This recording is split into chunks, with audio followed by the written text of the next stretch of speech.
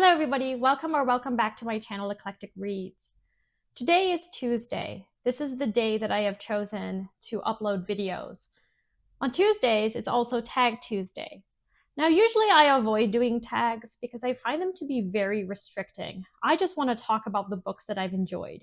But I think that I found the best tag on BookTube, and I'm going to be talking about a lot of books. So grab a pen, grab a notebook, maybe you pull up Goodreads or Storygraph or whatever app you're using to keep track of books. If I recommend a book that piques your interest, please consider subscribing to my channel. As you will see from this tag, I do read a lot of different books. Let's start. The A to Z tag. This book tag was created probably over 10 years ago. The creator was the Perpetual Page Turner. I don't think she uploads videos anymore. First question. A. Author you've read the most books from. That would be Roald Dahl. There was a period in my childhood when I was obsessed with Roald Dahl. I read his children's books, his short stories. I think at this point I have read every single short story and children's book he ever wrote, some multiple times. One of my comfort reads whenever I couldn't sleep at night was Charlie and the Chocolate Factory. I read his 2 memoirs, which, while they are interesting, going solo especially, I wouldn't recommend. It is very imperialist because he was in the British Air Force, and some of the things he says definitely have not withstood the test of time. But I loved Roald Dahl as an author, and I want to reread all of his children's books and short stories. B. Best sequel ever. Well, the word ever is doing a lot of work here because I really couldn't find a sequel that I think is the best sequel ever written. Only very recently have I started reading books in series because I read a lot of cozy mysteries. And while I love cozy mysteries and they're a good time, and sometimes they can deal with some heavier topics even while being cozy, I wouldn't say that they are literary masterpieces. Even so, the best sequel that I could find that I've read recently is The Skeleton Takes a Bow by Lee Perry, which is book 2 in the Family Skeleton series. This is a paranormal cozy series following Georgia Thackeray, who is an adjunct professor. She has a friend, a childhood friend, who basically lives with her almost like a sibling, named Sid. And Sid just so happens to be an animated skeleton. Sid is so funny. In The Skeleton Takes a Bow, Madison, who is Georgia Thackeray's daughter, is performing in a high school play of Hamlet. One day, the school is looking for a skull for the role of poor Yorick. And who better to play this role than Sid the Skeleton? But when he's backstage overnight, he overhears a murder. And so he, a very nerdy skeleton, partners with Georgia Thackeray to help figure out who killed this man. I don't remember the particular details, but I remember writing in my review that this was even better than book 1, A Skeleton in the Family. And it was a great time. The author, Lee Perry, is no longer writing books in the series, but she did recently publish a short story about Sid in a short story collection that I need to really get my hands on. Like I said, this is going to be a long video. We're only on 3. C. Currently reading. I am currently reading 3 books. I am reading When McKinsey Comes to Town, The Hidden Influence of the World's Most Powerful Consulting Firm by Walt Bogdanich and Michael Forsyth, who are 2 journalists with the New York Times. And this is a work of investigative journalist looking at the firm McKinsey, and particularly the negative things that McKinsey has been involved in, including helping Purdue Pharma market Oxy. I'm not going to say the whole name just in case YouTube bans it. I'm also listening to a paranormal cozy on audio called If Walls Could Talk by Juliet Blackwell. The protagonist, Sleuth, in this story runs her own construction company. She helps restore historic homes. And at the beginning of the story, a man named Kenneth is found dying from what appears to be a construction accident, a very bad construction accident. but she's starting to suspect that it's not, especially since Kenneth has come back as a ghost.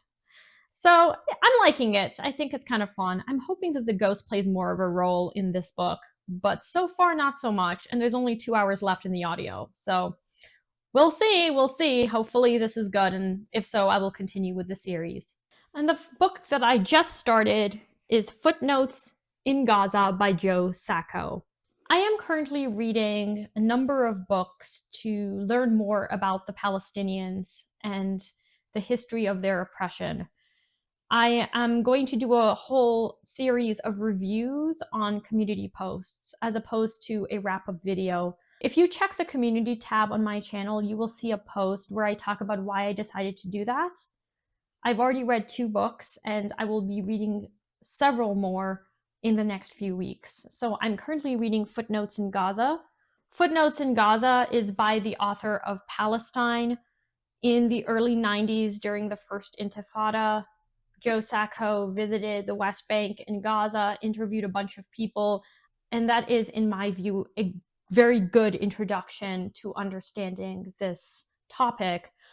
Footnotes in Gaza appeals to me maybe even more because this is the history of a massacre in 1956 that before this book wasn't known as much.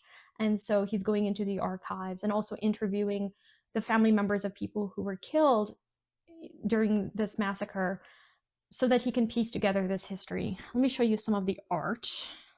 And he draws faces very well. It's very evocative. Brutal, of course. If you're interested in reading my reviews, if you subscribe to my channel, those community posts will be included in your subscription feed. Number 4, drink of choice while reading. Coffee, preferably iced coffee, because then I can drink and read at the same time. But usually I drink hot coffee because I'm making it at home. E-reader or physical book? So I read physical books more than ebooks, but I find that I actually read more if I'm reading on my Kindle. So I'm going to say e-reader here. I just need to charge it so that I can use it more often. Fictional character you probably would actually have dated in high school. Gilbert Blythe. I'm not usually into the romances in the books I read, but I definitely liked Gilbert Blythe in Anne of Green Gables. He just appealed to me. G, glad you gave this book a chance. For me, it's definitely Anne of Green Gables. This was a book that I avoided as a child because I thought it would be super sappy, saccharine. I was like, oh, it's going to be like Pollyanna or something. No, it's not. And wow, I should have read this as a child, but also I'm glad I read it as an adult because I could really appreciate it. Anne is such a spunky character, and the author, Ella Montgomery, actually handles some topics that were controversial in her day, talking about women's education and topics like that. So I really enjoyed it. I'm also glad that I read Fathers and Sons by Ivan Turgenev. This was a book that I picked up very cheap from a bookstore, probably when I was living in Philadelphia. And I just was like, let's take a chance on this book. I don't know anything about it. It's a book about a character named Bazarov, who is a nihilist. And it's a book that looks at Russia, the older traditional Russians meeting with the newer, younger Russians. And I just found the book so captivating. This is one of the books that I really do need to reread. You're going to hear this refrain throughout this video. There are books on this list that I loved, but I haven't reread.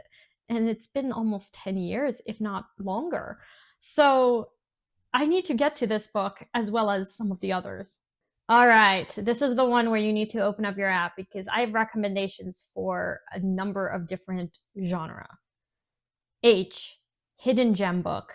For cozy mysteries, The Body in the Back Garden. This book is a quozy, that is, a cozy mystery with a queer protagonist.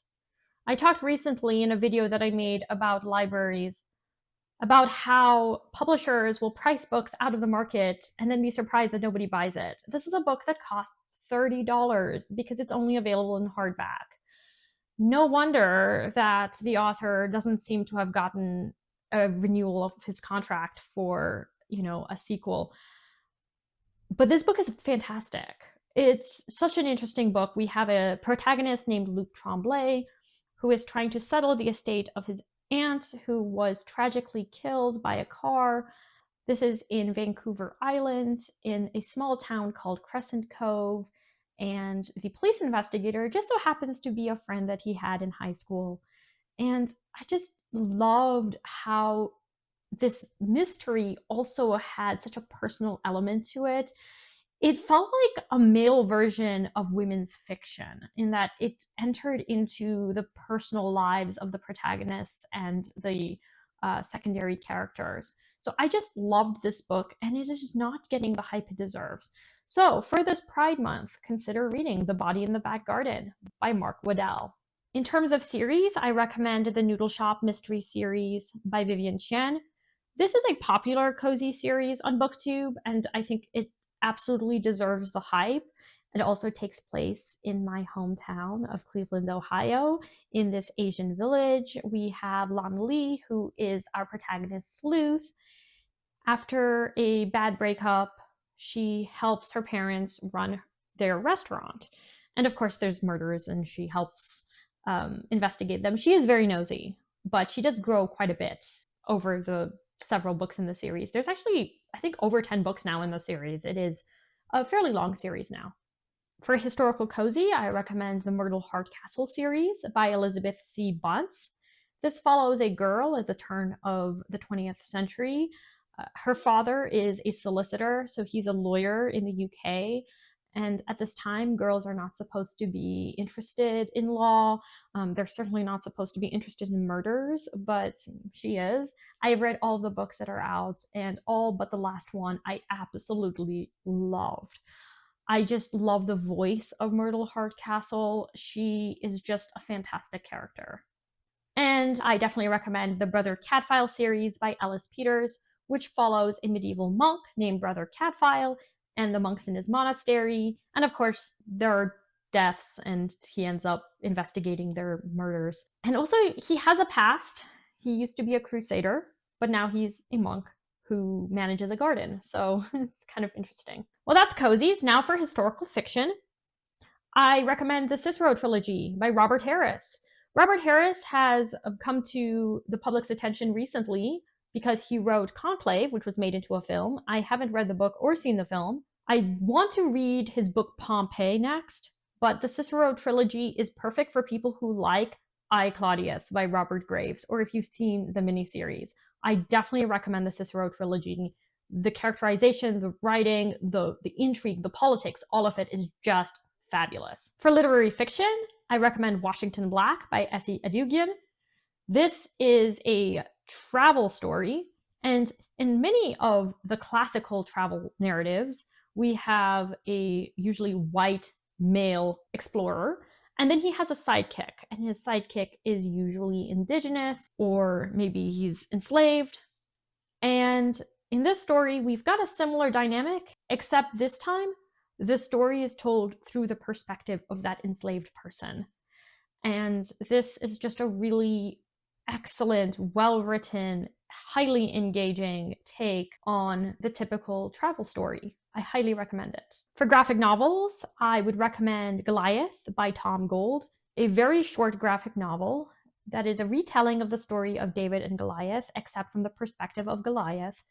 If I recall, there weren't many words. It was mostly illustrations, but the ending was a gut punch, and I absolutely loved it. It's one of those books I need to revisit. For classics, I recommend L'amour la fantasia by Assia Djebar. That is the French title. The English title is Fantasia, an Algerian cavalcade. This is like a Fantasia. So in music, a Fantasia is a very dreamy piece that mixes different musical genres together. And similarly, L'amour la fantasia tells the story of Algeria, both past and present, in different ways. There are parts that are more poetic. There's parts that deal with Assia Djebar herself, who was an Algerian French writer, about her experience growing up in Algeria, about her time in France. It's about gender. It's about war, the colonization of Algeria. It is absolutely brilliant. I had to read a lot of books when I was doing my PhD, and I took my PhD exam a few years ago. And I remember that most of those books I did not like. But one of the books that I really loved was L'amour, la fantasia. And one of my old channels, I actually talked about that book, but I do need to make one for this channel after I reread it. For plays, I recommend Don Juan by Molière. This is Molière's version of Don Giovanni. Molière was a 17th century playwright who performed for Louis XIV. And the story of Don Giovanni is about a man who has seduced 1,001 women in Spain. And then he has also killed somebody. And this is like a wonderful revenge tale. For popular nonfiction, I recommend American Wolf by Nate Blakeslee. This is a book about the reintroduction of the American gray wolf into Yellowstone National Park and the politics surrounding that. It taught me a lot about the legislation, the Endangered Species Act, about the politics of placing animals on the endangered species list. It's quite complex, and I found this book very engaging. Poetry. Here's another French one. Cahiers d'un retour au pays natal by Aimé Césaire. This is translated into English as Return to My Native Land. Aimé Césaire was a very important figure in the Négritude movement, which promoted Black liberation in the Caribbean. It is a book that deals with race, it deals with culture, it is a poem in prose. So if you've never tried prose poetry, you might want to start with this book. It is, I think, a masterpiece. For elegiac poetry, I recommend Wendell Berry. He has also written some fiction. I read Jayber Crow. He has written essays about the environment. Wendell Berry is an incredibly popular author in the state of Kentucky, where he's from. When I was living in Kentucky, there were entire bookshelves at Barnes & Noble dedicated to Berry's work. But he is virtually unknown outside of the state, which is too bad because his poetry is wonderful. And finally, academic. My favorite academic book is Fiction in the Archives by Natalie Zemon Davis. It was a huge influence on my research. It showed me how you can use archival work to piece together the lives of people who often are forgotten. They are not the ones who dominate history. And they give you insight about life for peasants. So that was 8. Okay, number 9. We're not even halfway through the list. Important moment in your reading life. Okay, when I was in 8th grade, I was introduced to a lot of books that have influenced my career in literature. I liked reading books, but I never really cared for English class until 8th grade. I also struggled to understand imagery. That is, until I was taught how to read Lord of the Flies by William Golding. That book changed my life. And I know that for a lot of people, the imagery is so obvious. But for me, as someone who could only give the literal plot facts about a book, it blew my mind. It changed my life. I even wrote an email to the teacher 18 years later. Can you imagine? I was in 8th grade 18 years ago, thanking him for his work. He was the same teacher who introduced me to poetry, and I'd borrowed A Tale of Two Cities from him to read, and I remember understanding maybe 20% of the book.